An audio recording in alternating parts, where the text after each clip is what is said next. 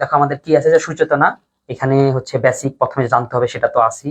বেসিকের পরে হচ্ছে কবিতার ব্যাখ্যাটা আমি বলবো। এই কবিতাটা একটু দুর্বোধ্য টাইপের, প্রতিটা লাইন লাইন বুঝে বুঝে আসে না। তারপরে এই জায়গাটা, তারপরে সহজ পাঠ, এই যে প্রতিটা কবিতার লাইন বাই লাইন আলোচনা। আহ এরপর হচ্ছে কিছু মনে রাখার জন্য, এক নজরে পুরো আসল আসল কথাগুলো এক নজরে মনে রাখার জন্য যে বাক্যগুলো, প্রতীক কি, আসল কি, কোনটা কি বুঝাচ্ছে এইটা। আরেকটা হইতেছে উপমার প্রতীকগুলো, যে কোন এলিমেন্ট দিয়ে লেখক আসলে কাকে ইঙ্গিত করেছে। সোনার তরী কবিতার মধ্যে যেরকম আছে না, সোনার ধান দ্বারা একটা জিনিসকে বোঝানো হয়েছে, তারপর হচ্ছে নৌকা কিংবা মাঝি দ্বারা একটা জিনিসকে বোঝানো হয়েছে। এই যে প্রতীক আর উপমাটা, এটা আমরা এখানে ব্যাখ্যা করেছি। তারপর এই ব্যাখ্যার পরে এরপরে আসবে হচ্ছে কবিতাটা উপলব্ধি সহজ ও পরীক্ষার জন্য মনে রাখার উপযোগী করার জন্য পুরো ডিটেল যা কিছু আছে, পরিচিতি, প্রধান বিষয়গুলো কি কি, কবির বিশ্বাস, মানসিক সংগ্রাম, এটা পড়তে পারলে তোমার সৃজনশীলের মধ্যে দেওয়াটা একটু ইজিতর হবে। আর সর্বশেষ সংক্ষেপে করেও দেওয়া আছে। আচ্ছা, তারপরে আজকে তোমাদের যারা অ্যাডমিশন স্টুডেন্ট আছো, তোমাদের আজকে আমি ক্লাসে দেখিয়েছি কিভাবে করে তোমাদের বাংলা ফার্স্ট পেপার থেকে যে সেকেন্ড পেপারে কোশ্চেন হয়। মানে প্রশ্নটা আসলো যে লক্ষ্মী রাবণ আত্ম, যে লক্ষ্মী এখানে কোন, প্রশ্নটা করেছে পদ্ম থেকে, অর্থাৎ বিভীষণ মেঘনাদ থেকে, কিন্তু প্রশ্ন করতেছে এটা কোন পদ, অর্থাৎ সেকেন্ড পেপারের। তো এই জন্য আমাদের নোটটার মধ্যে আমরা ফার্স্ট পেপারের মধ্যে সেকেন্ড পেপারের এলিমেন্ট গুলো রেখেছি। অর্থাৎ এই যে এখন থেকে এরকমই ফার্স্ট পেপারের শব্দ থেকে সেকেন্ড পেপারের কোশ্চেন আসে। ফার্স্ট পেপারের শব্দ দিয়ে বলবে এটা কোন পদ, এটাও আছে এখানে। তারপরে যেরকম বহু নির্বাচনী প্রশ্ন এইচএসসি লেভেলের জন্য যেরকম আছে, এইচএসসি লেভেলের প্রশ্নগুলো অল্পই আছে, অবশ্যই এটা আগে কখনো ছিল না, তো এটা নতুন সংযোজন এই টপিকটা। তাহলে এই জন্য এইচএসসি দের জন্য প্রায় 59টার মতন কোশ্চেন আছে।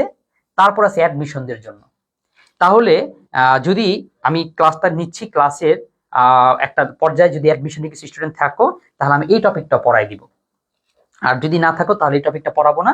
এটা পিডিএফটা মনে দিয়ে দিয়েছি বা দিয়ে দিব, তোমাদের যে হোয়াটসঅ্যাপ যে গ্রুপ আছে অ্যাডমিশনের, ওই গ্রুপে দিয়ে দিছি। ওই গ্রুপ থেকে তোমরা এই পিডিএফটা দেখে নিতে পারো। বিশ্ববিদ্যালয় বহু নির্বাচনী খুব বেশি না, অল্প কয়েকটা আছে, মাত্র 36টা। কারণ এই টপিকটা তো বিগত সালে ছিল না, তারপরে সামান্য একটু প্রশ্ন এসেছে, অনেক খুব সামান্য প্রশ্ন আসছে। তো সেইগুলোই একটু দেখলে আমাদের অ্যাডমিশনের পড়াটা হয়ে যাবে।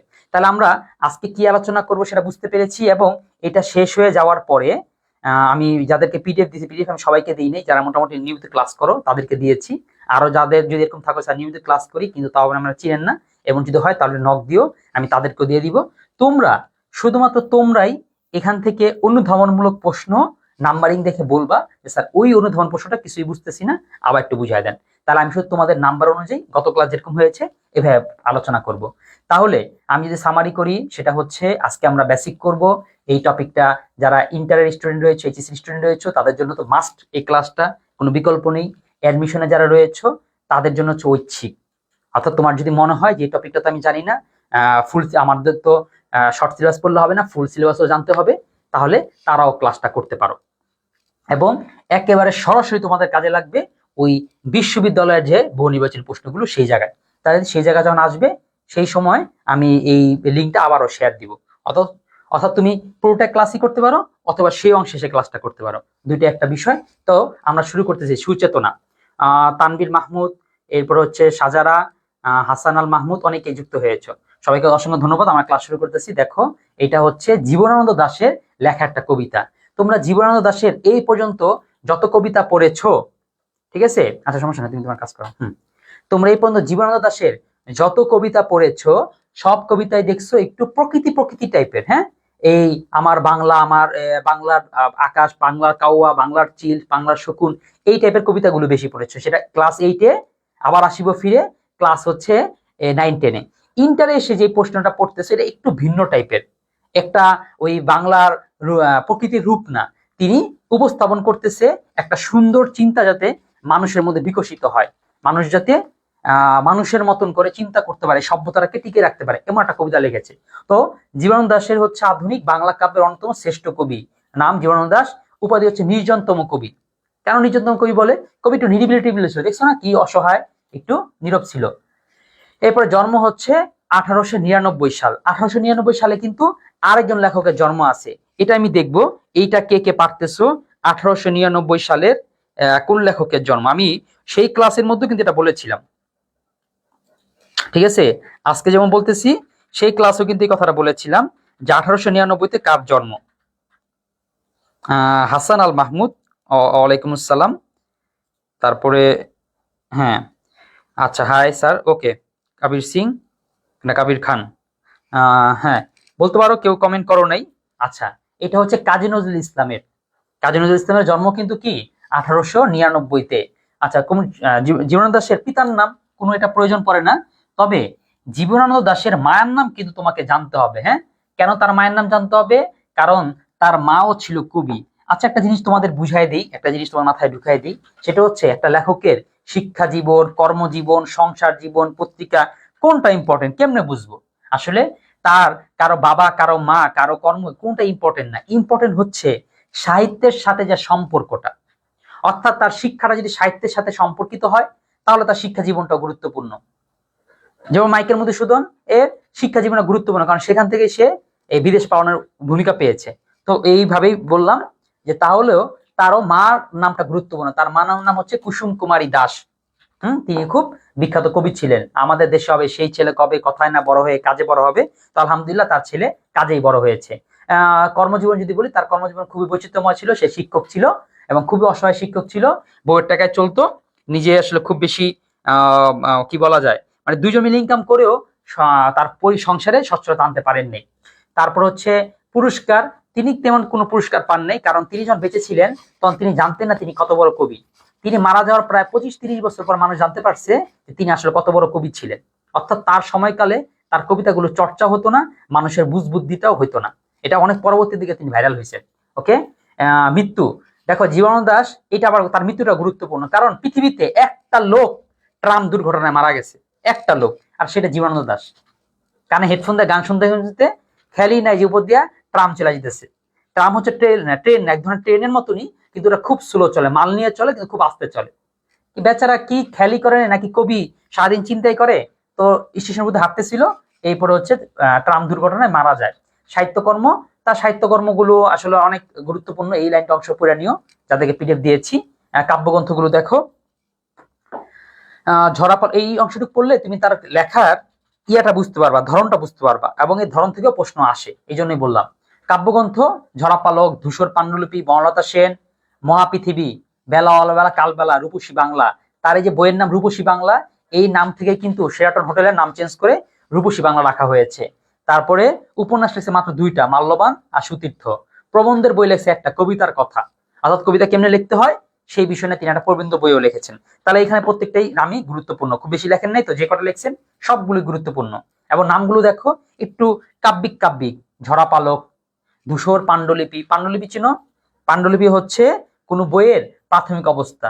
এই যে তোমাদের বইটা এখনো প্রকাশিত হয় না, প্রকাশিত হওয়ার আগে তোমাদের যে দেখাচ্ছি, এই যে পড়াচ্ছি, এটাই হচ্ছে আমার বইয়ের পাণ্ডুলিপি।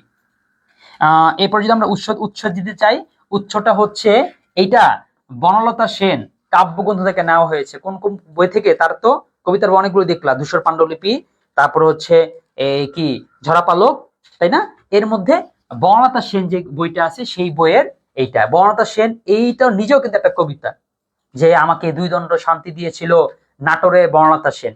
অর্থাৎ তিনি নাটোর গেছিলেন, কোনো মেয়ে দিয়ে ক্রাশ খাইছেন, সেই ক্রাশকে নিয়ে তিনি কবিতা লেখা ফেলাইছেন, সেটাও বিখ্যাত হয়ে গেছে। ছন্দ, এটা গদ্য ছন্দের রূপক, গদ্য ছন্দের রচিত। গদ্য ছন্দ বুঝো? অর্থাৎ যেটার মধ্যে কোনো রকম মিল নাই, ছন্দে ছন্দে কোনো মিল নাই, একটা গল্পের মতন করে, শুধু এর ওই অনুধাবন শক্তিটাই সবচেয়ে গুরুত্বপূর্ণ। আচ্ছা, এই এটার শিখন ফল কি? এটা শিখন ফল হচ্ছে মানুষের মধ্যে চেতনা এবং বিশ্বাস জাগ্রত হবে, এবং মানবতা ও প্রেম জাগ্রত হবে, যা আমাদেরকে পৃথিবীকে শান্ত এবং সুন্দর করার জন্য আমাদের মধ্যে এই মারামারি দাঙ্গা হাঙ্গামা না করে আমাদের মধ্যে একটা ভ্রাতৃত্ব কিংবা প্রেমের পরিবেশ তৈরি করতে হবে। আচ্ছা, এমডি নাইম আছে, ক্লাসটা ফার্স্ট ক্লাস। ওয়ালাইকুম আসসালাম। একটু জানাবা তুমি কোন ব্যাচ, কোথাকার স্টুডেন্ট, বা আমাদের এই পর্যন্ত তুমি কিভাবে পৌঁছালে। সুচেতনা জীবনানন্দ দাশের অন্যতম শ্রেষ্ঠ কবিতা। এই কবিতায় সুচেতনা সম্বোধন করে কবিতার প্রার্থিত আরাধ্য এক চেতনা নিহিত বিশ্বাসকে শিল্পিত করেছেন। কবির বিশ্বাস সুচেতনা দূরতম দ্বীপ সদৃশ একটি ধারণা, যা পৃথিবীর নির্জনতায়, যুদ্ধে, রক্তে নিঃশেষিত নয়। মানে তিনি সুচেতনাকে ডাকছেন, আমরা কি না, ওগো কি গো, অমুকের মা তমুকের মা, তো তিনি এরকম করে সুচেতনাকে ডাকছেন, ডেকে কি বলছেন, যে সুচেতনা তুমি কি আসবা না? সুচেতনা তুমি কি জাগ্রত হবে না, সুচেতনা তুমি কি পৃথিবীকে শান্ত করবা না, এভাবে করে তিনি একটা আহ্বান জানিয়েছেন। ঠিক আছে, আমরা পাঠ পরিচিতি দেখলাম, আমরা সরাসরি এখন কবিতায় চলে যাব। এই যে কবিতাটা কিন্তু খুব বেশি বড় না, দেখছো 1 পৃষ্ঠার মধ্যেই আমরা এটা কভার করতে পেরেছি বা করতে পারবো।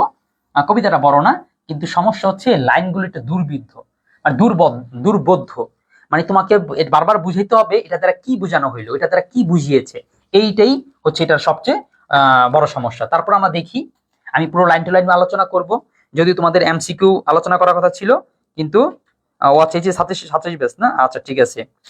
নির্বাক, ওকে নির্বাক, তোমার বই কিন্তু যাবে হচ্ছে মঙ্গলবার, ঠিক আছে, তুমি সিলেক্ট করে রাখো তোমার বই 5টা কাকে দিবা, ঠিক আছে।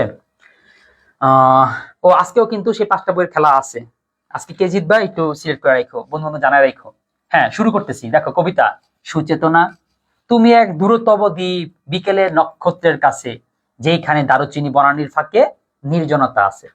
ধরে নাও সুচেতনা কোন একটা মেয়ের নাম, তাহলে তুমি যেমন ডাকতা, ও সুচেতনা তুমি কি আসবা না, তুমি কি দেখা করবা না, তুমি কথা কইবা না, তুমি কি হোয়াটসঅ্যাপে ব্লগ দিয়ে রাখবা, তুমি কি মেসেঞ্জারে ব্লগ দিয়ে রাখবা, এই কথা আছে না, ডাকাডাকি করে। এটাও তিনি লেখক সুচেতনাকে ডাকছে, সুচেতনা তুমি এক দূরতর দ্বীপ বিকেলের নক্ষত্রের কাছে। মানে লেখক বলছে এই যে সুচেতনা, সুন্দর যে চিন্তা, মানুষ যে শুধুমাত্র নিজের আত্মকেন্দ্রিক না করে সারা বিশ্বের জন্য ভাববে, সুন্দর যে চিন্তা, এই চিন্তাটা কেমন জানি দূরতম দ্বীপের মতন, মানে আছে, অস্তিত্বে আছে, কিন্তু আমাদের ধারে কাছে নাই, অনেক দূরে, দূরের দ্বীপের কাছে। এরপর বিকালের নক্ষত্রের কাছে, কেমন বিকেলবেলা নক্ষত্রের মতন, বিকেলবেলা নক্ষত্রকে আকাশে আছে, থাকে না, কিন্তু দেখা যায় না, অস্পষ্ট বা দেখাই যায় না। তো লেখক বলছে হ্যাঁ, যে তুমি সুচেতনা, তুমি কেমন যেন অস্পষ্ট হয়ে আসো, কেমন জানি আসো আমি জানি, কিন্তু তাও তুমি ধরা দাও না, তাও তুমি দেখা দাও না, এই দূরের দ্বীপের মতন, বিকেলের নক্ষত্রের মতন। সেইখানে দারুচিনি বনানীর ফাঁকে নির্জনতা আছে। তুমি কোন জায়গায় আছো লুকায়, তুমি আছো ওই যে দূরের কোন বনের মধ্যে, দ্বীপের মধ্যে, দারুচিনি বনানী, মানে তোমার দারুচিনি দ্বীপ একটা তো দ্বীপ আছে, নাম শুনছো না, এইটা থেকে অনেকটা বুঝতে পারছো। দারুচিনি দ্বীপ, বনানী মানে হচ্ছে বন। শব্দ,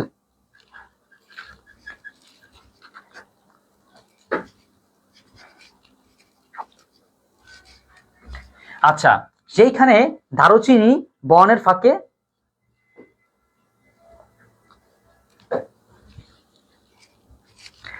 আচ্ছা, যে বনের ফাঁকে নির্জনতা আছে। তারপর লেখক বলতেছে এই পৃথিবী, তার মানে হচ্ছে এই যে যেমন দূরের দ্বীপের মধ্যে কিছু দারুচিনি কিংবা বন, তার ফাঁকে ফাঁকে কিছু নির্জনতা আছে, তুমি এরকম নির্জন কিংবা তুমি এরকম দূরবর্তী কল্পনা, দূরবর্তী একটা বিশ্বাস।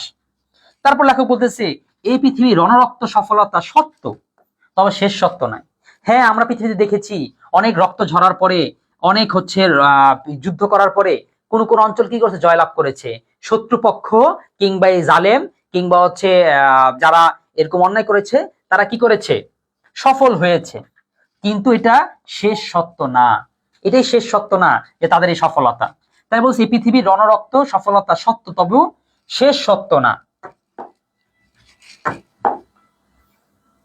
এরপরে আজকে অনেক রূঢ় রৌদ্র ঘুরে প্রাণ, পৃথিবীর মানুষকে মানুষের মতো ভালোবাসা দিতে গিয়ে তবু দেখেছি আমারই হাতে হয়তো নিহত ভাই বোন বন্ধু পরিজন পড়ে আছে। তারপর দেখো কি বলতেছে, আজকে অনেক রূঢ় রৌদ্র ঘুরে, মানে পৃথিবীর এই সময়টার অনেক রুক্ষ বা খারাপ, এখানে রূঢ় রৌদ্র বলতে বোঝাচ্ছে খারাপ সিচুয়েশন, কঠিন পরিস্থিতি, পৃথিবীর মধ্যে কঠিন পরিস্থিতি যাচ্ছে না, ফিলিস্তিনে মানুষ মারা হচ্ছে, এরকম পৃথিবীতে আরো অনেক জায়গায় মানবতার হানি ঘটতেছে।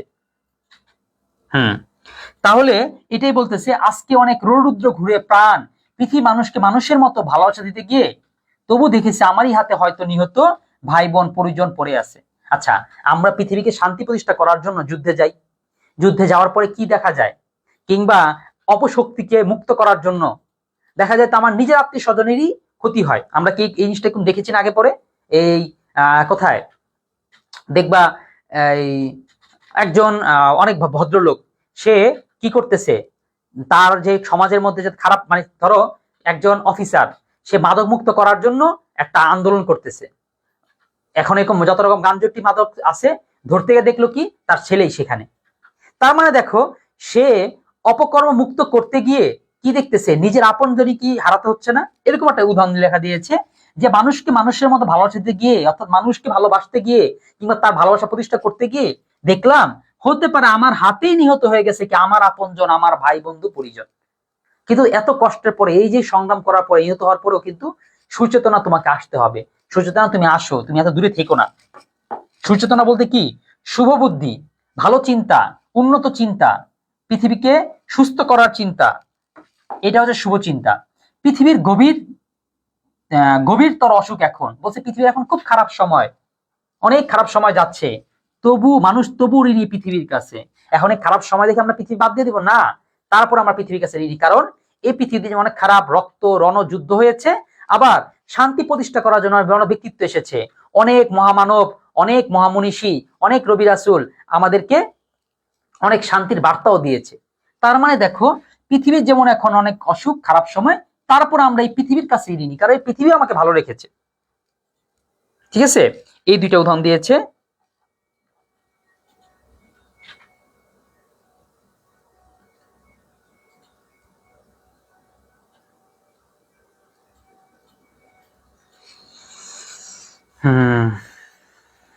আচ্ছা, এরপর আসো সুচেতনা। এই পথে আলো জেলে এই পথে পৃথিবীর কম মুক্তি হবে। বলছে সুচেতনা তুমি এই পথে আসো, অর্থাৎ কি সুন্দর চিন্তা নিয়ে, শুভ চিন্তা নিয়ে, তাহলে কি হবে? আলো জেলে আসো, আস্তে আস্তে পৃথিবী কম মুক্ত হবে। এখনো তো খুব খারাপ সময়, এখন শুধু হয়তো খুব অসুখ, কিন্তু আস্তে আস্তে পৃথিবী মুক্ত হবে, শুভ চিন্তার কাজ করবে। সে অনেক শতাব্দীর মনীষীর কাজ। বলছে এটা হয়তো একদিনে হবে না, আমাদের শতাব্দীর পরে অনেক মনীষীরা মিলে কাজ করতে হবে। এখন এই মনীষী তুমি হতে পারো, এই মনীষী আমিও হতে পারি, আমাদের সবাইকে মিলেই কাজটা করতে হবে। তাহলে হ্যাঁ, আমরা সুচেতনা নাই, পৃথিবী ধ্বংস হয়ে গেছে, পৃথিবীর আর কি করব, আর এতে পৃথিবী থেকে কি লাভ, আমরা অনেক কিছুই বলি, দূর এদেশে আর থাকবো না, এরকম কথা বলি। বলছে এরকম করে লাভ নাই, এটা একটা চলমান প্রক্রিয়া, তোমাকে আমাকে কাজ করে যেতেই হবে সুন্দর পৃথিবীর জন্য। এরপরে এ বাতাস কি পরম শুদ্ধ করত জল, প্রায় তত দূর ভালো মানব সমাজ আমাদের মতো ক্লান্তিহীন নাবিকের হাতে। কেউ কোনো লাইন না বুঝলে সেই লাইনটা ধরে জিজ্ঞেস করতে পারো। আখি ওয়ালাইকুম আসসালাম, এটা দেরি করে ফেলছো, আমরা তো অনেকখানি বেসিক পড়ে ফেললাম। আমরা অনেকখানি বেসিক পড়ে ফেলছি। আচ্ছা, তারপর দেখো, এই বাতাস কি পরম সূর্য করজ্জ্বল। এই যে পৃথিবীর যে বাতাস, এই বাতাসটা যেমন ভাল লাগে, কিন্তু আবার কি অনেক সূর্যের মতন অনেক উজ্জ্বল, প্রায় ততদূর ভালো মানব সমাজ। বলছে প্রায় ততদূর ভালো বলতে, অর্থাৎ এই মানব সমাজও ভালো আছে, কিন্তু খুব বেশি ভালো নেই। তারপরে আমাদের মতো ক্লান্তিহীন নাবিকের হাতে গড়ে দেব আজ নয় ঢের দূর অন্তিম প্রভাতে। বলছে আমরা নাবিকের মতন, হয়তো পৃথিবী ভালো নেই, শুভচিন্তার বিকাশ নেই, কিন্তু আমরা করব, আমরা চেষ্টা করে যাব। তারপর আমাদের মতো ক্লান্তি নাবিকের হাতে আমরা গড়ে দিব, হয় আজ না, হয়তো অনেক দূর, অনেক কোন এক অন্তিম প্রভাতে, কোন এক সকালে হবে, কিন্তু আমরা চেষ্টা চালিয়ে যাব। এই কবিতাটা তোমাদের কি দেওয়ার কিন্তু মানে কিন্তু এইটাই, তোমাদেরকে এই বুঝটা দেওয়াই, যে তোমরা সংস্কার, তারপর আন্দোলন, তারপর হচ্ছে সুন্দর পৃথিবীর জন্য চেষ্টা, তোমরা জেনজি, তোমরা চেষ্টা করে যাবা। আর হবে, হতেই হবে না এরকম চিন্তা না, হতেই হবে এরকম না, আমরা চেষ্টা করে যাব, ইনশাল্লাহ একসময় হোক। এরপর মাটি পৃথিবীর টানে মানব জন্মের ঘরে কখনো এসেছি, না এলেই ভালো হতো অনুভব করে। বলছে মাটি পৃথিবীর টানে মানব জন্ম ঘরে কখনো এসেছে, অনেক সময় এরকম মনে হয় না, দূর পৃথিবীতে কেন আইলাম, এত কষ্ট এত যন্ত্রণা, কিন্তু খেয়াল করে দেখো এসে যে গভীরতর লাভ হলো সেসব বুঝেছি। এসে বুঝছেন অনেক গরিব লাভ হয়েছে, কখন মনে হয় অনেক গভীর লাভ হয়েছে, যখন টিনের চালে সুন্দর বৃষ্টি পড়ে, তখন মনে হয় যদি মানুষ হয়ে না জন্মাতাম তাহলে সুন্দর ছন্দ তো শুনতে পারতাম না। যখন সুন্দর একটা প্রকৃতি সকালবেলা ভোর দেখো, তখন মনে হয় মানব জীবন তো সার্থক। যখন পরিবারের সবাই মিলে একটু হাসাহাসি করো, তখন মনে হয় এটাই তো দুনিয়া, এটাই তো শান্তি। তাহলে এবার কি বুঝতে পেরেছো কিনা যে মাটি পৃথিবীর টানে মানব জন্মের ঘরে কখন এসেছি, না এলে ভালো অনুভব করো, কিন্তু এসে যে গভীর লাভ হলো সেসব কি বুঝতে পেরেছো না?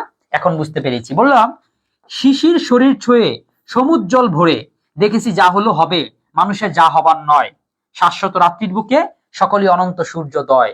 বলতেছে শিশির শরীর ছুঁয়ে সমুজ্জ্বল ভরে, হয় এরকম সুন্দর সুন্দর দৃশ্য, সুন্দর সুন্দর চিন্তার ছুঁয়েই একদিন কি হবে, সমুজ্জ্বল ভোর উদিত হবে। দেখেছি যা হলো হবে, মানুষ যা হবার নয়, যা হওয়ার সেটা এক সময় হবে। এবং শাশ্বত রাত্রির বুকে, এই যে খারাপ সময়, এই যে চিরন্তন খারাপ সময়, রাত্রি বলতে খারাপ সময় ইঙ্গিত করতেছে, এই খারাপ সময়ের মধ্যেই একদিন অনন্ত সূর্য, সেই শুভ চিন্তার উন্মেষ একদিন ঘটবেই। তাহলে আমরা কবিতাটা কি বুঝতে পেরেছি? আচ্ছা ঠিক আছে, সুস্থ হয়ে যাক। ঝাপসা দেখাচ্ছে না, ঠিক হয়ে গেছে। এটা তোমাদের মেহরিনের আয়াতের এমবি না কি ব্যবহার করো, তোমাকে আগেও দেখছি প্রবলেম হয়, তোমার নেটে মনে কিছুটা প্রবলেম। আমি আমাদের এখান থেকে হলে আমরা টের পাই, যেমন বাকিরাও বলতে পারো। দেখো আমি তো এখন স্পষ্ট দেখতেছি না, আমাদের নেটে এখানে সমস্যা নেই, তোমাদের ওখানে। ওকে, তাহলে আমরা কবিতার বেসিক কি বুঝে ফেললাম। বেসিকটা যদি আরো না বুঝে কোনো লাইন যদি বাকি থাকে একটু বলতে পারো, আমরা এমসিকিউ তে চলে যাব। তারপরে এখানে একটা সুন্দর জিনিস করে রেখেছি, এটা তোমরা যদি দেখতে পারো ভালো হবে। সেটা হচ্ছে একেবারে সহজ বাংলা, যেটা নাম দিয়েছি কি কবিতার সহজ পাঠ। যেমন সুচেতনা তুমি এক দূরতম দ্বীপ, সুচেতনা তুমি যেন অনেক দূরের একটি দ্বীপের মতো, অর্জনের পথ কঠিন ও সুদূর। মানে তো তোমাকে অর্জন করা, কেন দূরের দ্বীপ বলছে, এই যে ব্রেকেটে দেওয়া আছে যে তোমাকে অর্জন করাটা অনেক কঠিন, দূরের দ্বীপের মতন। বিকেলের নক্ষত্রের কাছে, যে দ্বীপটি যেন বিকেলের নক্ষত্রের পাশে যা দেখা যায় কিন্তু ধরা যায় না, বিকেলের নক্ষত্রের মতন দেখা যায় কিন্তু ধরা যায় না, সেইখানে দারুচিনি বনের ফাঁকে নির্জনতা আছে। যে দ্বীপে দারুচিনি গাছের জঙ্গলের মাঝে এক গভীর নিস্তব্ধতা বিরাজ করছে, এমন জায়গায় তুমি আসো। অর্থাৎ তুমি আছো কিন্তু ধরতে পারতেছি না। এই পৃথিবীর রণরক্ত সফলতা সত্য, তবু শেষ সত্য নয়। এই পৃথিবীর যুদ্ধ, রক্তপাত আর সাফল্য এসব সত্য ঘটনা, কিন্তু এগুলোই শেষ সত্য নয়। এর চেয়েও বড় কিছু আছে, এর থেকেও বড় কিছু ঘটে বা ঘটবে। অনেকে আজকে অনেক রুদ্র ঘুরে প্রাণ পৃথিবী মানুষকে মানুষের মতো ভালোবাসতে গিয়ে এখানে কি আজকে কঠিন ও কঠোর সময়ের মধ্যে দিয়ে জীবন ঘুরে বেড়ায়, সংগ্রামে লিপ্ত হয়। মানুষকে সত্যিকার অর্থে মানুষ হিসেবে ভালোবাসতে গিয়ে আমি দেখেছি সে চেষ্টা করতে কখনো আমার হাতে আমার ভাই বোন বন্ধু বা আত্মীয় নিহত হয়ে পড়ে আছে। অর্থাৎ আত্মবিরোধ, নিজেদের সাথে সংঘাত হয়েছে। পৃথিবীর এখন অনেক গভীর অসুখ ভুগছে, মানে নৈতিক অবক্ষয়। তো মানুষ এই পৃথিবীর কাছে ঋণী, কারণ এই পৃথিবী তাকে জীবন দিয়েছে, এই পৃথিবী তাকে বাঁচিয়ে রেখেছে, পৃথিবী তাকে অনেক সুন্দর সুন্দর উপাদান দিয়েছে। ঠিক আছে, তাহলে এই পিডিএফটা পেলে তোমরা আশা করি এই সহজ বাংলা যেভাবে লেখা আছে সেটা পড়লে বুঝে ফেলবা। চন্দ্রগ্রহণের জন্য ওকে, হ্যাঁ ক্লিয়ার। আচ্ছা, তারপর যদি আমরা এক নজরে দেখি, এক নজরে এটা একটু দেখে নিব। মূল ভাব, মূল ভাব হচ্ছে মানবিক সংকটের মাঝেও শুভ চেতনার জাগরণ। হ্যাঁ, মানবিক অনেক সংকট আছে, মানুষ অনেক খারাপ, কিন্তু সে দায় দিয়েই তুমি বসে থাকতে পারবা না। এর মধ্যে কি হবে, শুভ জাগরণ হবে, শুভ চিন্তার উন্মেষ ঘটবে। সত্য, যুদ্ধ রক্তক্ষয় সত্য, কিন্তু শেষ সত্য নয়। চেতনা, শুভবোধ, মানবিকতার আলো দ্বীপ সদৃশ, যুদ্ধেও নিশ্চিত নয়। অর্থাৎ সুচেতনা কি করতে পারবে না, এটা এমন এক আলো দ্বীপের মতন, আর যুদ্ধটা কি করতে পারে না, শেষ করতে পারে না। প্রকৃতি চেতনা, দারুচিনি বনানী, নির্জনতা, সূর্যোদয়, শিশির ভোর। প্রতীক, নাবিক বুঝাচ্ছে শুভ চেতনার ধারক। নাবিক হচ্ছে তোমরা, নাবিক হচ্ছে আমরা, যারা আমরা মানুষকে দৃষ্টি দিয়ে, মানুষকে গাইড দিয়ে সেই সুচেতনা পৌঁছে দিব, সুচেতনাকে পৃথিবীতে ফিরিয়ে আনবো, অর্জন করব। তারপরে আছে এই, আর সূর্য করজ্জ্বল বাতাস বলতে আলোকিত সমাজ।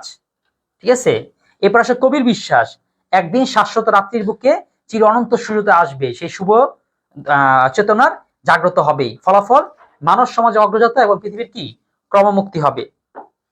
তারপর হচ্ছে তুলনা, লেখক এখানে কি কি কোন তুলনা দিয়ে কি বুঝিয়েছে।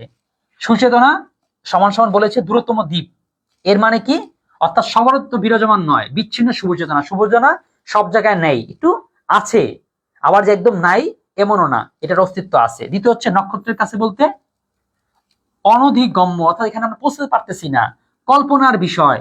নাবিক বলতে শুভচেতনার অধিকারী, যে ক্লান্ত হয়েও কি করে না, থামে না, শুভচেতনাকে পৃথিবীতে আনতেই চায়। সূর্য করজ্জ্বল বাতাস বলতে আলোকিত মানব সমাজ। রণরক্ত সফলতা বলতে যুদ্ধ, রক্তক্ষয়, হানাহানি সত্য, তবু শেষ সত্য নয়।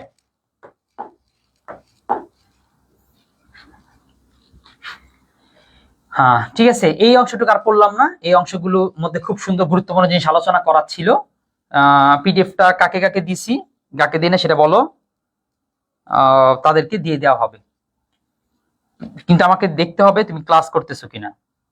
ক্লাস করলে যে তাহলে তারাই দিবা, মানে এই যে এই মুহূর্তে যারা ক্লাস করছো তারাই হয়তো যদি নক দাও, আমি ক্লাসের মধ্যে পিডিএফ দিয়ে দিব।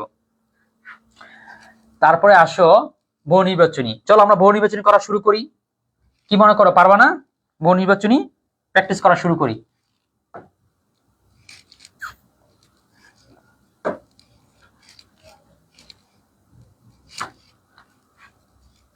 আচ্ছা, কেউ যদি নতুন হও তাহলে তুমি দেখো, এই যে আমাদের ওয়েবসাইটে সবকিছু সুন্দর করে সাজানো। এই যেমন ধরো আমরা 26-27 ব্যাচে ইয়া করলাম, আমাদের যে কোর্সগুলো চলে আসলো। এই ধরো বাংলা ফার্স্ট পেপারে গেলাম, ফার্স্ট পেপারে যাওয়ার পরে এই হচ্ছে সুচেতনার ঘরে গেলাম। সুচেতনা ঘরে যাওয়ার পরে এই যে প্র্যাকটিস শিটে ক্লিক করলাম, প্র্যাকটিস শিট চলে আসলো।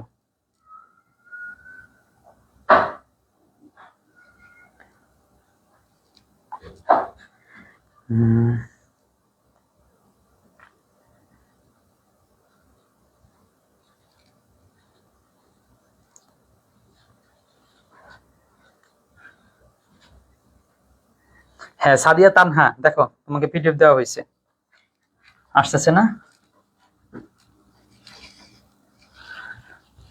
ঠিক আছে, তোমাদের সামনে যদি বই থাকে বইটা একটু দেখো, বা যারা পিডিএফ পেয়েছো তারা পিডিএফ একটু দেখো, দেখে একটু কোশ্চেন তৈরি করো। আমরা এখন প্র্যাকটিসে যাব। আর প্র্যাকটিস করার সময় কিন্তু পিডিএফ দেখে দেখে প্র্যাকটিস করো না, তাহলে কিন্তু লাভ নাই।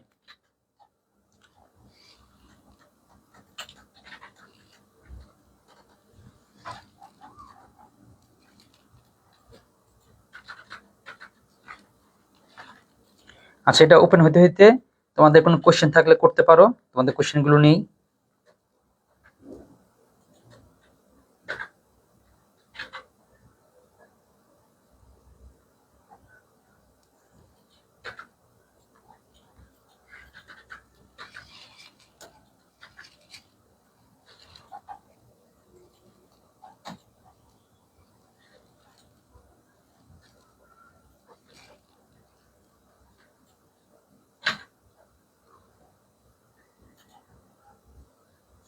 ওকে, চলে আসছে।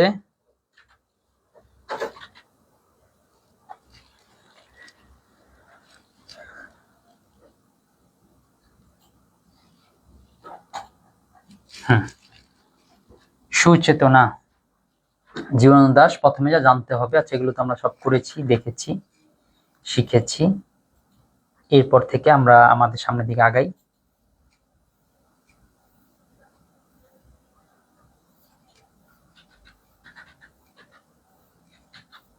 হ্যাঁ, ওকে, এমসিকিউর উত্তর করা শুরু করো।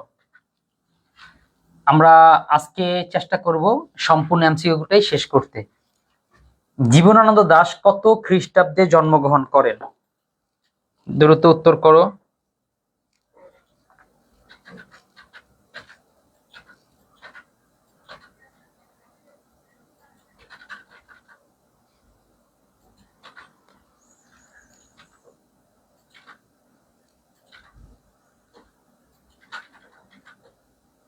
একের গ, তো উত্তর সরাসরি করেছ একের গ, অর্থাৎ জীবনানন্দ দাশ এবং কাজী নজরুল ইসলামের জন্ম হচ্ছে 1899।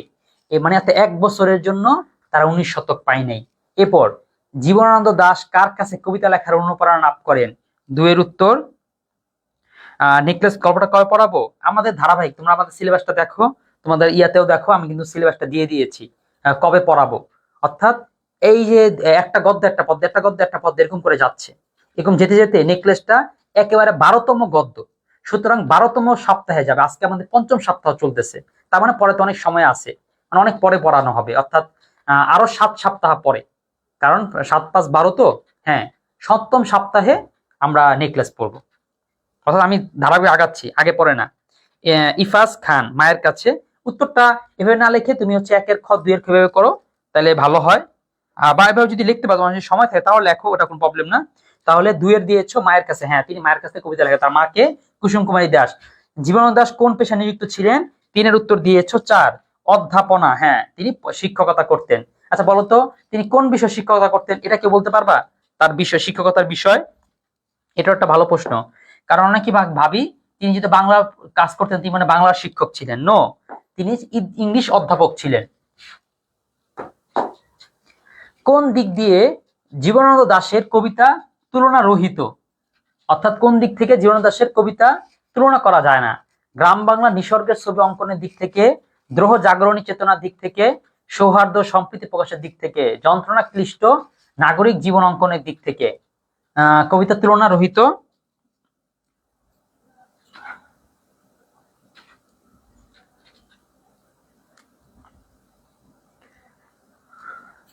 আচ্ছা,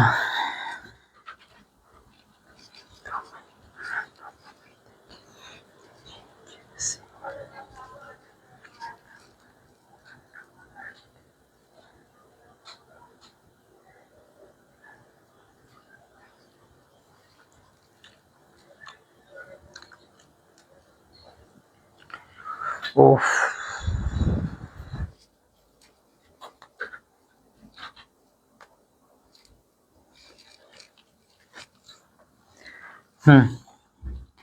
তাহলে কি উত্তর দিবা? আচ্ছা, 3-এর 4 দিয়েছো। সৌহার্দ্য ও জাগরণ, সৌহার্দ্য সম্প্রীতি প্রকাশের দিক থেকে কবিতা তুলনা রহিত। এই যে গ্রাম বাংলা নিসর্গের ছবি অঙ্কনের দিক থেকে, এইটার উত্তর খ হবে। পারো নাই। সিমরান ইসলাম 4-এর 1 দিয়েছ, তাহলে 4-এর 1 না 4-এর 2। যন্ত্রক্লিষ্ট নাগরিক জীবন অঙ্কনের দিক থেকে নো, যন্ত্রণা ক্লিষ্ট নাগরিক জীবন হবে কবি শামসুর রহমান। তারপরে দ্রোহ জাগরণী, এটা হবে কাজী নজরুল। এটাই তাহলে খ। তিনি দেখো, তোমরা তো এই যে এইটা যে খ উত্তর হবে, এটা তোমরা এই কবিতার কথা বাদ দাও, তোমরা আগে তার 2টা কবিতা পড়েছো, আবার আসিব ফিরে, তারপরে হচ্ছে ধানসিঁড়ির তীরে, এই কবিতাটা একটা জানি কি কবিতা। 2টা কবিতাই ছিল গ্রাম বাংলা নিসর্গের বর্ণনা। কবি ছাড়াও জীবনানন্দ দাশের পরিচয় রয়েছে কি হিসাবে? সরাকার, গল্পকার, প্রাবন্ধিক, অনুবাদক। তাহলে কবি ছাড়াও জীবনানন্দ দাশের পরিচয় রয়েছে কি হিসাবে? কি হিসাবে? প্রাবন্ধিক হিসাবে। তিনি গল্প লেখেন নাই, ঠিক আছে। তিনি সরাও লেখেন নাই, অনুবাদ না এটা করেন নাই।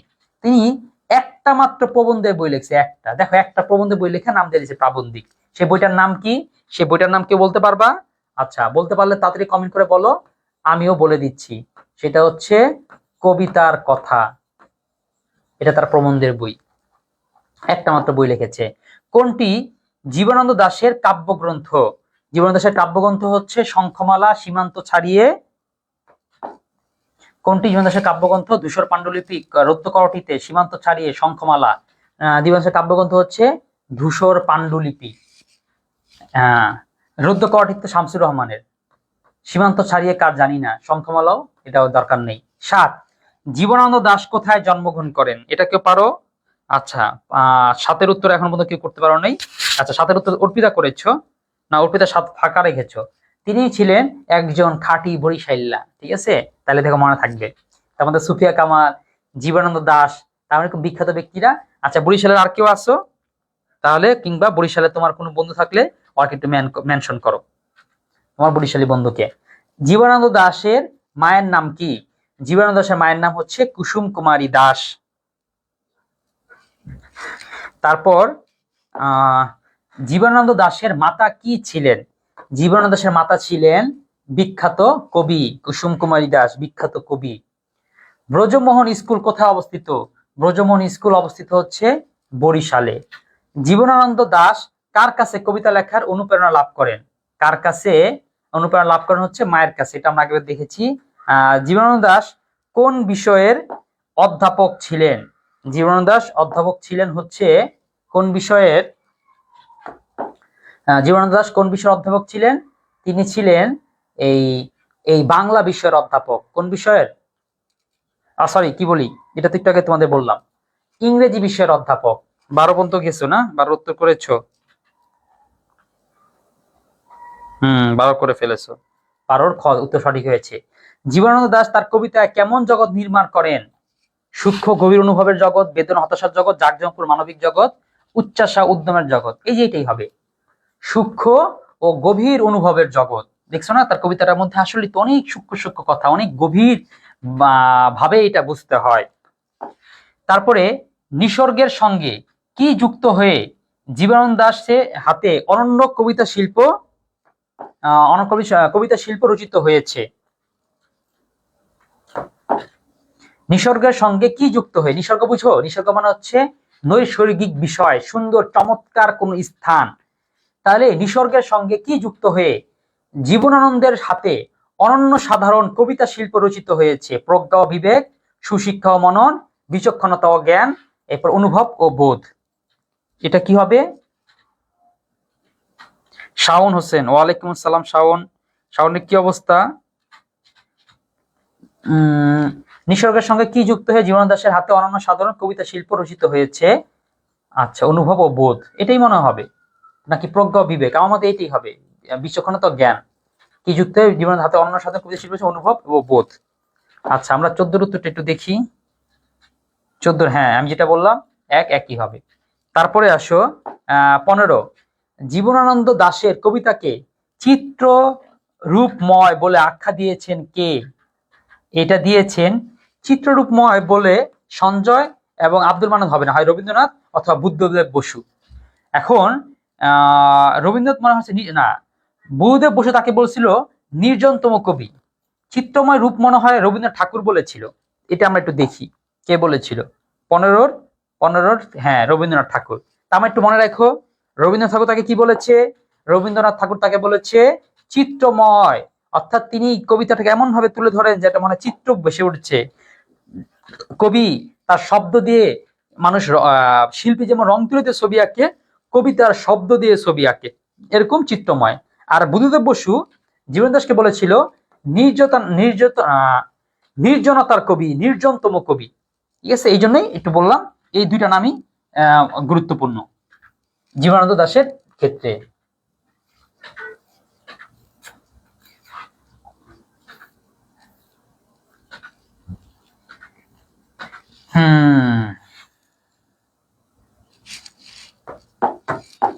তারপরে জীবনানন্দের কবিতাকে রবীন্দ্রনাথ চিত্রময় বলার কারণ কি?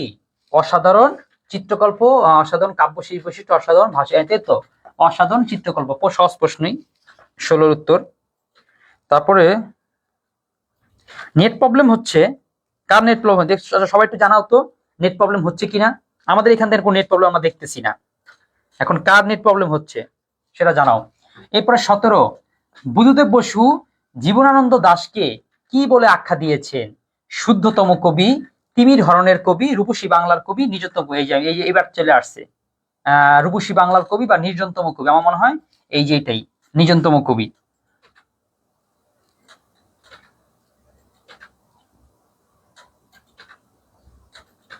হ্যাঁ ঠিক আছে, বুদ্ধদেব বসু তাকে নির্জনতম কবি বলেছিলেন। 18, জীবনানন্দ দাশের কোন ধরনের কবিতা বাঙালির জাতিসত্তা বিকাশের আন্দোলনে গুরুত্বপূর্ণ ভূমিকা পালন করে? কোন কবিতা? সেটা হচ্ছে তার স্বদেশ বিষয়ক কবিতা। স্বদেশ বিষয়ক কবিতা না, নিসর্গ বিষয়ক কবিতা। কারণ তার কবিতাগুলো পড়ে মানুষ তার দেশকে ভালোবাসতে শিখে, যে আমার কি সুন্দর সুশলা শস্য শ্যামলা দেশ, এই দেশটাকে তার মানুষ আরো ভালোবাসতে শুরু করে বা শেখে।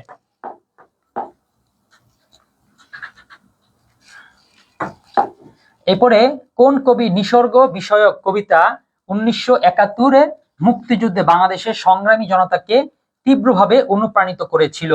জীবনানন্দ দাশ, আহসান হাবিব, জসিমউদ্দিন। এই তো জীবনানন্দ দাশ। কোনটি জীবনানন্দ দাশের কাব্যগ্রন্থ নয়?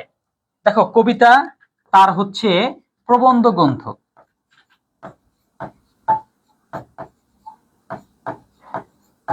তাহলে কবিতার কথা যদি তার প্রবন্ধ গ্রন্থ হয়, মহাপৃথিবী, ঝরাপালক আর বনলতা সেন, এগুলো হচ্ছে সব তার কাব্যগ্রন্থ বা কবিতার বই। বেলা অবেলা কালবেলা জীবনানন্দ দাশের কি ধরনের গ্রন্থ? এইটা হচ্ছে তার সবই আসলে কাব্যগ্রন্থ। তার গল্পের তো কোনো বই নাই, অনুবাদের কোনো বই নেই, প্রবন্ধের বই একটাই আছে, কবিতার কথা, সুতরাং এটা কাব্যগ্রন্থই হবে। রূপসী বাংলা জীবনানন্দ দাশের কি ধরনের গ্রন্থ? এটাও অবশ্যই কাব্য, তার সবকিছুই আসলে মূলত কাব্য। উপন্যাস আছে 2টা। তোমরা কি পারতেছো? হ্যাঁ তোমরা পারছো। আচ্ছা হ্যাঁ 22-এর কি দিয়েছো? 22-এর 1 দিয়েছো। 23, কবিতার কথা প্রবন্ধ গ্রন্থটি রচয়িতাকে? এটার গ্রন্থের রচয়িতা হচ্ছে জীবনানন্দ দাশ। 24, মাল্যবান উপন্যাসটি কে রচনা করেন? মাল্যবান উপন্যাসটি রচনা করেন হচ্ছে রবীন্দ্রনাথ ঠাকুর, জীবনানন্দ দাশ, মানিক বন্দ্যোপাধ্যায়, আখতারুজ্জামান ইলিয়াস। এইটা অবশ্যই কি করে? জীবনানন্দ দাশ। কোনটি জীবনানন্দ দাশের কাব্যগ্রন্থ? বলাকা, বনলতা সেন, মেঘদল, পূরবী। কোনটি জীবনানন্দ দাশের কাব্যগ্রন্থ? আচ্ছা, কোনটি জীবনানন্দ দাশের কাব্যগ্রন্থ? কাব্যগ্রন্থ তো একটাই, বনলতা সেন। বলাকা তো তার কোনো বইয়ের নামও না, মেঘদল না, পূরবীও না। সতীর্থ জীবন দাসের কি ধরনের গ্রন্থ? সতীর্থ ও মাল্যবান, এই দুইটা তো তার উপন্যাস, তাই না? হ্যাঁ, সতীর্থ আর মাল্যবান কি তার উপন্যাসের নাম না? দেখি এটা পেরেছো কিনা।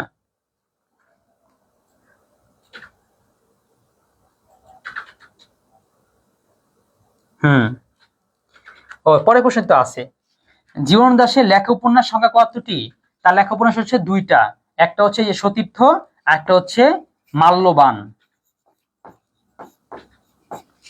এরপর হচ্ছে 28, জীবনানন্দ দাশের মৃত্যুর কারণ কোনটা? আচ্ছা, তোমাদের মধ্যে যারা অ্যাডমিশনের প্রিপারেশন নিতে চাও তারা অ্যাডমিশন গ্রুপে যুক্ত হতে পারবা, ঠিক আছে? তবে অ্যাডমিশন গ্রুপে সবাই যুক্ত হতে চাইও না, নিয়মিত ক্লাস করলে তাইলেই যুক্ত হইও। ওকে, ওটারও ফ্রি ক্লাস, ওটারও বিষয় না, একদম ফ্রি ক্লাসই করবা, লাইভ থাকবে, ফ্রি ফ্রি লাইভ করবা। কিন্তু এটা হচ্ছে যাদের প্রিপারেশন মোটামুটি ভালো, যে স্যার আমার প্রিপারেশন আলহামদুলিল্লাহ যথেষ্ট ভালো, এগুলো আমি পারতেছি, অ্যাডমিশন একটা অগ্রিম প্রিপারেশন নিয়ে রাখতে পারলে ওই অ্যাডমিশনের সময় আমি তখন টপার থাকবো। কিংবা তোমাদের বছর শেষে দেখবা সমস্ত কোচিং গুলো বিভিন্ন রকম ইয়া ছাড়ে, এই কি বলা যায় এটা, এই যে বৃত্তি ছাড়ে, লক্ষ লক্ষ টাকার বৃত্তি। সেই সময় এত মানে যারা এই অগ্রিম প্রিপারেশন নিয়ে রাখে, এই লাখ লাখ টাকাগুলো তারা হাতে নিতে পারে, মানে কোনো না কোনো জায়গায় সেই বৃত্তিটা পাই, কারণ সে তখন টপার হয়। তো এই জায়গাটা তুমি এই সুযোগটা নিয়ে রাখতে পারো। আর যদি এরকম কোন কোচিং থেকে টাকা পয়সা জিতো তাহলে আমার কিছু পাঠাইও, ওকে? এই জন্য তোমাদের এই বছরই, তোমাদের সামনের বছরে অ্যাডমিশন প্রিপারেশন নিয়ে, আমি অ্যাডমিশন প্রিপারেশনের ক্ষেত্রে দেখতেছি তোমরা কয়েকজন আসছো, তোমাদের প্রিপারেশন খুব ভালো। কি কি নাম তো মনে নাই, শাকিরা, তারপরে হচ্ছে এরপর ফারহা, এরপর আর কার কার নাম বললাম, অনেকের নাম হয়তো চিনিও না, জানি না। তো তোমাদের প্রিপারেশন অনেক ভালো দেখতেছি যে তোমরা পারতেছো। তারপরে মোস্তাইন অনেক আসো, তোমরা এখনই প্রিপারেশন, তোমরা সুতরাং তোমরা অ্যাডমিশন প্রিপারেশন শুরু করে দিতে পারো। জীবনানন্দ দাশের মৃত্যুর কারণ কোনটা? তার মৃত্যুর কারণ হচ্ছে ট্রাম দুর্ঘটনা। জীবনানন্দ দাশের কবিতায় কি উপমা ও চিত্রকল্প ব্যবহৃত হয়েছে, রঙের ব্যবহার হয়েছে, নগর জীবনের সুবিধা স্থান পেয়েছে? নগর জীবনের সুবিধা স্থান পেয়েছে। রঙের উপমা, রং দুইটাই, 1 এবং 2 হবে। নগর জীবনের সুবিধা বলে কিছু না। আচ্ছা, এবার আমরা মনে হয় আমাদের মূল পাঠ বা সুচেতনার অংশটুকু দেখতে পারবো। সুচেতনা কবিতাটি কোন কাব্যগ্রন্থ থেকে নেওয়া হয়েছে? 30। আমরা ভালোই গিয়েছি, অনেকগুলো টপিক করলাম। ও একটা বলে রাখি, সামনের সপ্তাহ থেকে আর 8:30টায় ক্লাস না, ক্লাস হবে 8টায়। আমরা আধা ঘন্টা আগে নিয়ে আসলাম। যাক, যারা নিয়মিত তারা জানবা, আমরা রুটিনটা একটু চেঞ্জ করে দিব। 8টা বাজে ক্লাস হবে, 8টা থেকে 10টা পর্যন্ত তোমাদের ক্লাস হবে, 10টার পরে হচ্ছে আবার অ্যাডমিশনের ক্লাস হবে। হ্যাঁ, 30 উত্তর করো।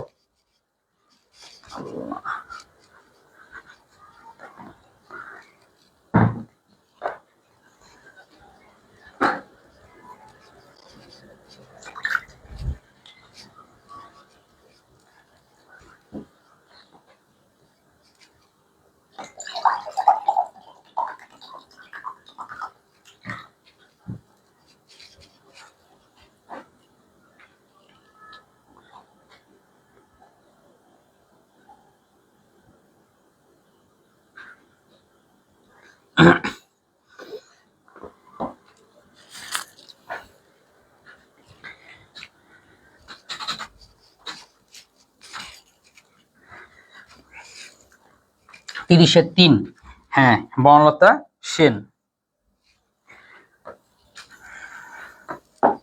আমি রোদে পুড়ে ঘুরে ঘুরে অনেক কেঁদেছি, সুচেতনা কবিতায় কোন চরণকে নির্দেশ করে? না এলে ভালোই হতো, অনুভব করে দেখেছি আমারই হাতে হয়তো নিহত ভাই বোন বন্ধু, আজকে অনেক রুদ্র ঘুরে প্রাণ, আমাদের মতো ক্লান্ত ক্লান্তিহীন নাবিকের হাতে। তাহলে এবার কোন চরণকে নির্দেশ করেছে? এটা নির্দেশ করেছে আমি রোদে পুড়ে ঘুরে ঘুরে অনেক কেঁদেছি, সুচেতনা কবিতায় কোন চরণকে নির্দেশ করে? আচ্ছা, আমার মতো ক্লান্ত নাবিকের হাতে।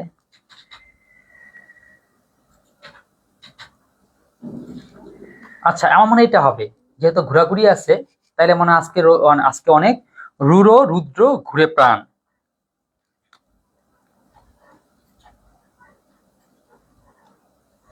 ঠিক আছে, ঘোরাঘুরি তো সহজ প্রশ্নই, সহজভাবে এসেছে। 31 পারো নাই বোধ হয়, অনেকেই কনফিউশন লাগাই দিয়েছে, বুঝছি মূল পাঠে আসছে তো এই জন্য অনেকে এখন হয়তো পারবা না, তারপর চেষ্টা করো।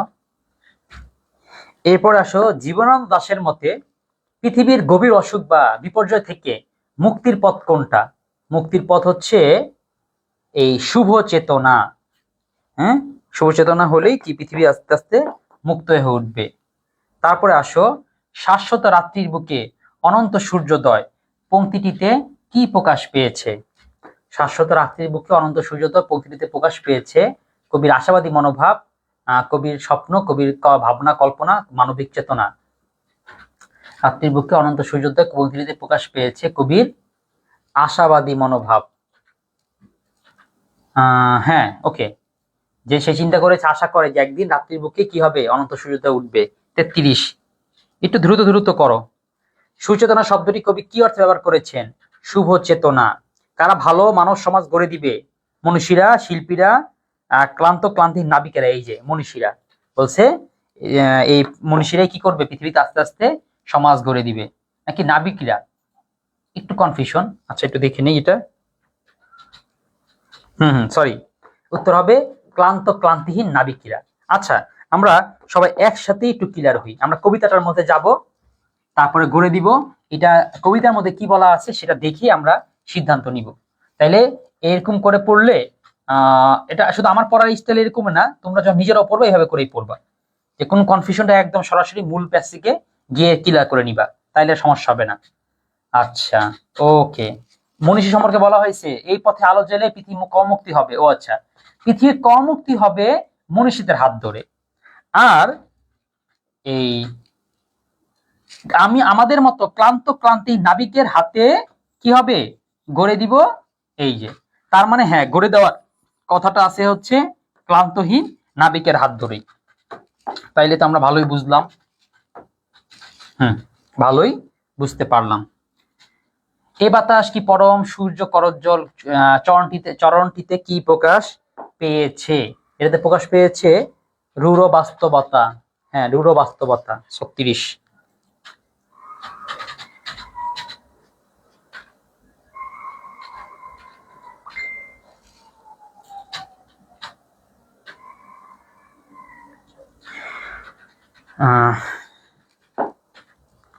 কবির মতে সুচেতনা সর্বত্র বিস্তারিত হলেও বিরাজমান নয় কেন?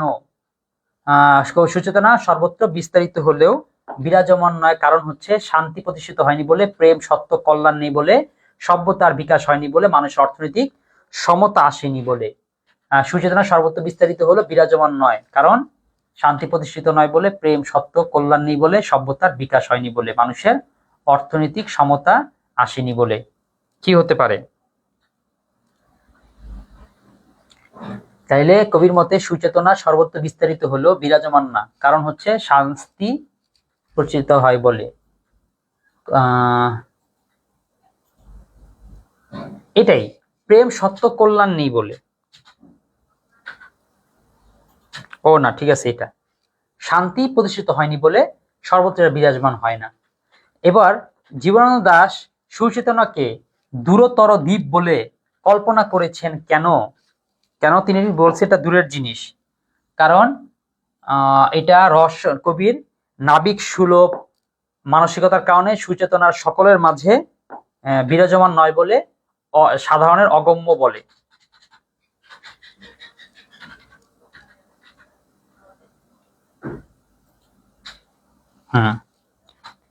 দিচ্ছ উত্তর। যাক, কয়েকজনই শেষ পর্যন্ত থাকো। এই যে, সুচেতনা সকলের মাঝে বিরাজমান নয় বলে। সুচেতনা কবিতায় দূরতর দ্বীপটি কোথায় অবস্থিত? যাক, আবারও বলে রাখলাম, যারা অ্যাডমিশন গ্রুপে যুক্ত হতে চাও হোয়াটসঅ্যাপ গ্রুপে, তারা একটু নক দিও। এবার খুব নক দেওয়ার কিছু নাই, এই লাইভগুলো এই পেজেই হবে। ও চাইলেও সেই পেজ থেকেও ক্লাস করতে পারো, যার ইচ্ছা তারা ঢুকতে পারো। কিন্তু ওই গ্রুপটাতে থাকলে মোটামুটি অ্যাডমিশন স্টুডেন্টরা কি প্রশ্নগুলো করে, ওদের কোথায় কি সমস্যা সেটা তুমি পারো কিনা, তোমার প্রিপারেশন আসলে কতদূর আছে, এটা আবার টের পাইতা, সেটা বুঝতে পারতা। সুচেতনা কবিতায় দূরতর দ্বীপটি কোথায় অবস্থিত? বিকেলে সকালে নক্ষত্রের কাছে, সন্ধ্যা আছে, এই তো বিকেলে নক্ষত্রের কাছে। এটা সহজ প্রশ্নই আসছে। দারুচিনি বনানীর ফাঁকে কি আছে? দারুচিনির বনানীর ফাঁকে আছে নির্জনতা। কোনটি পৃথিবীর শেষ সত্য নয়? রণরক্ত সফলতা। এটা পৃথিবীর শেষ সত্য নয়। আমি চলে গেছি 41 পর্যন্ত, তোমরা পড়ে আসো 39-এ।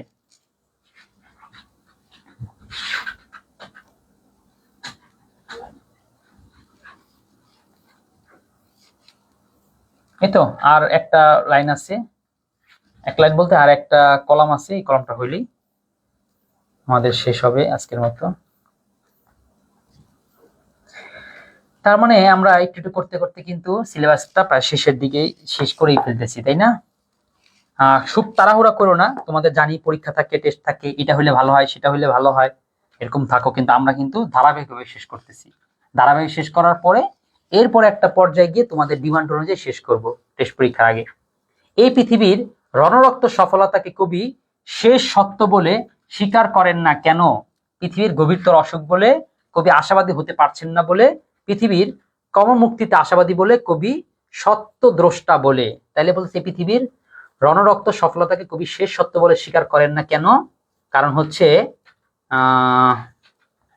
আচ্ছা, পৃথিবীর রণরক্ত সফলতাকে কবি শেষ সত্য বলে স্বীকার করেন না, কারণ হচ্ছে কবির গভীরতর অসুখ বলে কবি আশাবাদী হতে পারছেন না। পৃথিবীর কর্মমুক্তিতে আশাবাদী বলে, এই পৃথিবীর রণরক্ত সফলতাকে কবি শেষ সত্য বলে স্বীকার করেন না, কারণ হচ্ছে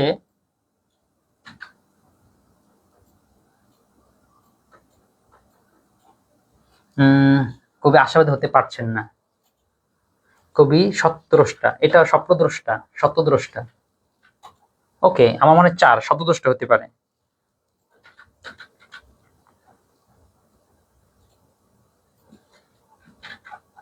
হ্যাঁ, এটাই যেটা বললাম এটাই। অর্থাৎ কবি সত্যটাকে প্রাধান্য দেয়, সত্যটাকে চিনে। 42-এর উত্তর করেছো 4। হ্যাঁ, অর্থাৎ কবি সত্যদ্রষ্টা, এই জন্য জানে যে এটা সত্যদ্রষ্টা, সে সত্যকে চিনে, সুতরাং সে জানে যে এই রণরক্ত সফলতা এটা শেষ সত্য না। এরপর আছে 43, রণরক্ত সফলতা বলতে কি বোঝানো হয়েছে? যুদ্ধ বিগ্রহ, সভ্যতার দ্বন্দ্ব, সভ্যতার বিকাশে যুদ্ধ, রক্তপাত, সীমাহীন রক্তপাত। তার রণরক্ত সফলতা বলতে কবি বোঝানো হয়েছে সভ্যতা বিকাশের যুদ্ধ, রক্তপাত।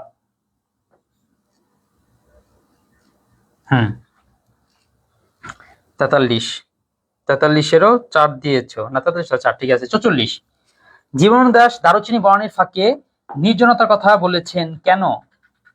কেন বলেছেন? কারণ কবি নৈসর্গিক প্রেমী, দারুচিনি বরণের নীরবতা বোঝাতে, চেতনা নাগরিক, সভ্যতা দুর্লভ বলে, জনসমাজে নির্জনতা নেই বলে। এই যে এটা একটা সুন্দর প্রশ্ন, অনেকে পারছো কিনা জানি না।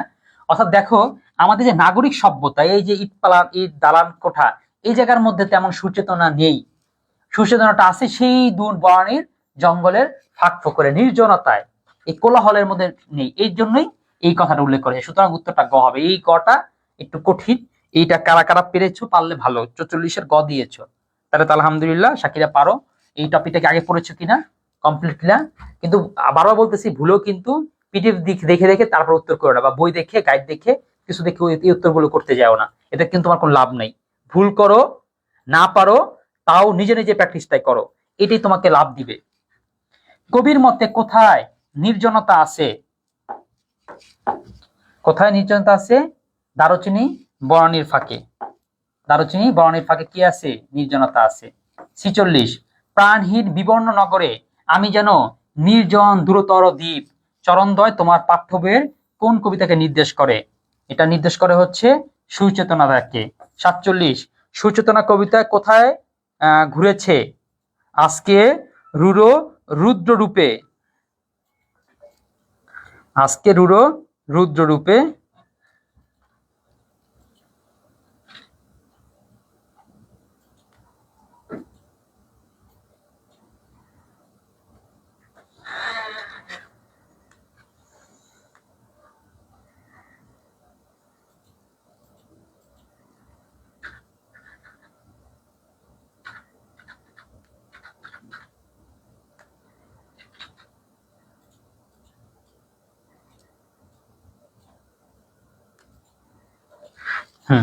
ঠিক আছে। 47, তাহলে কবিতা কবি কোথায় ঘুরেছে?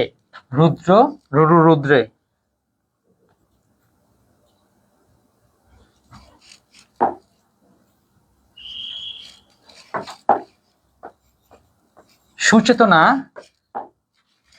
সুচেতনা কবিতায় কবি প্রাণ কোথায় ঘুরেছে? রুরো রৌদ্রে। 48, সুচেতনা কবিতায় কবি প্রাণ রুরো রৌদ্রে ঘুরেছে কেন? জীবিকা সংগ্রহের তাগিদে, সংগ্রামী চেতনা উজ্জীবিত হয়ে, মানুষকে মানুষের মতো ভালোবাসতে, মানুষকে শ্রেণী সচেতন করে তুলতে। এই যে মানুষকে মানুষের মতো ভালোবাসতেই তাকে এই কাজটা করতে হয়েছে।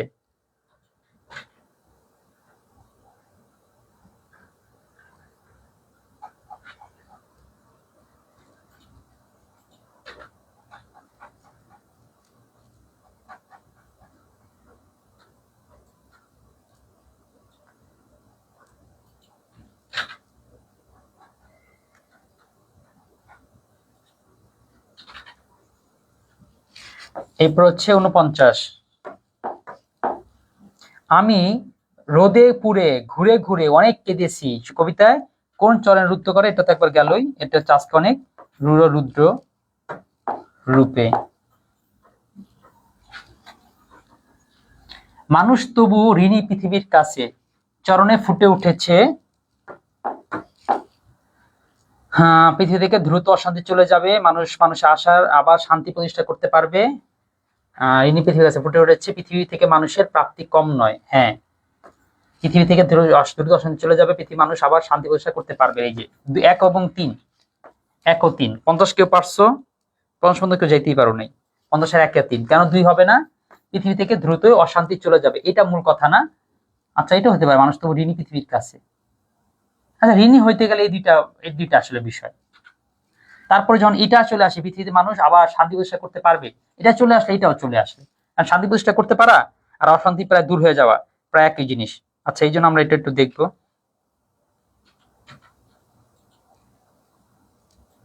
ঠিক আছে, সবগুলোই।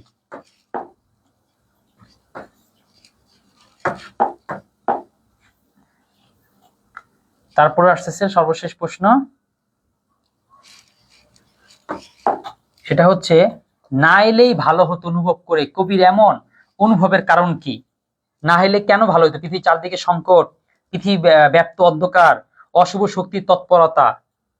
না এলে ভালো হতো অনুভব করে এমন অনুভবের কারণ কি? এই অনুভবের কারণ হচ্ছে চারদিকে সংকট, পৃথিবী ব্যাপ্ত অন্ধকার। আচ্ছা, চারদিকে সংকট, পৃথিবী ব্যাপ্ত অন্ধকার, অশুভ শক্তির তৎপরতা, এটাও সবগুলোই হবে।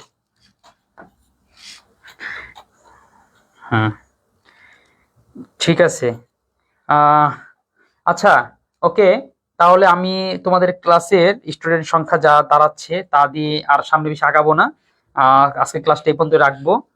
আচ্ছা, তো তোমাদের যদি কোশ্চেন থাকে, আলোচনা থাকে, সেটা করতে পারো, কিংবা 5টা বইয়ের জন্য যদি কেউ আগ্রহী থাকো সেই বিষয়ে জানাইতে পারো, আমি তাহলে শুরু করতে পারি সেই প্রোগ্রামটা।